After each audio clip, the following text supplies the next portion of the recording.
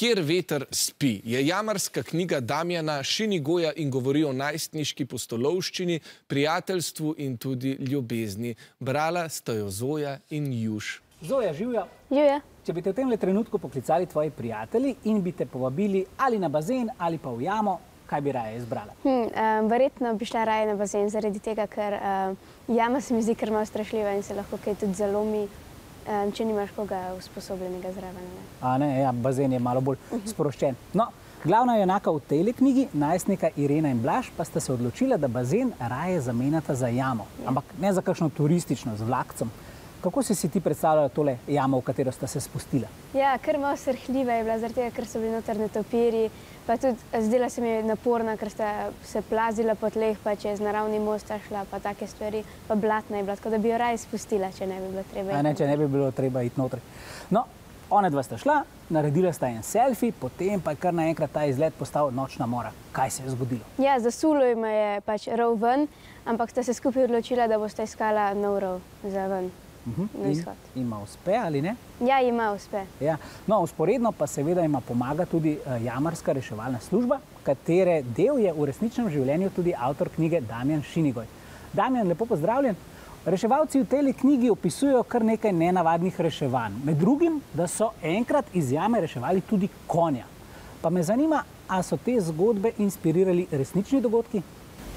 Jamarska reševalna služba Slovenije na leto nima veliko intervencij, kakšnih 10-12 se jih nabere. Nas kot jamarske reševalce marsikatera situacija krepko preseneti.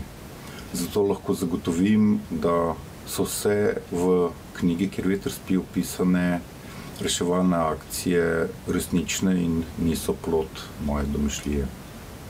Zanimivo, a ne? Kaj pa je bilo tebi pri delu reševalcev najbolj zanimivo? Verjetno to, kako so zmeraj pripravljeni pomagati ljudem, tudi tistim, ki jih ne poznajo in da takoj, ko dobijo klic v nizkem štartu, da grejo pomagati. Ja, pa če so pri kosilu ali pa mogoče plavajo v bazenu, pa morajo v jamo, a ne? Hvala, Zoja. No, meni pa je bila v tej knjigi najbolj zanimiva beseda skozenc. To je jama, ki ima dva izhoda. Ali pa dva vhoda. Ali pa en izhod, pa en vhod. Bo moral še malo naštudirati, medtem pa skozi zasilni izhod raje skočimo k roku. Juš, jaz ti predlagam, da tole knjigo še enkrat prebereš. Škodovati ne more. Vem, da zdaj vsi upate na čim lažje vprašanje, poglejmo ga. Knjiga Kjer veter spi opisuje dogodivščino dveh najstnikov, Blaža in Irene, ki se na lastno pest podata raziskovati jamo. Kateri element knjige je Zoji spodbujal največ nelagodja? Je to A, glavna junaka, saj se Zoja z njimi nikakor ni mogla enačiti, B, zgodba, ker se je lep izlet za glavna junaka spremenil v nočno moro, C, zgodba, ker vključuje srhljiva dejstva preteklih reševanj jamarjev, ali D, lokacija zgodbe, ki je neprehodna jama, polna netopirjev in blata. Tole je bilo pa ekspresno. Obe ekipi sta se odločili hitro za odgovor D.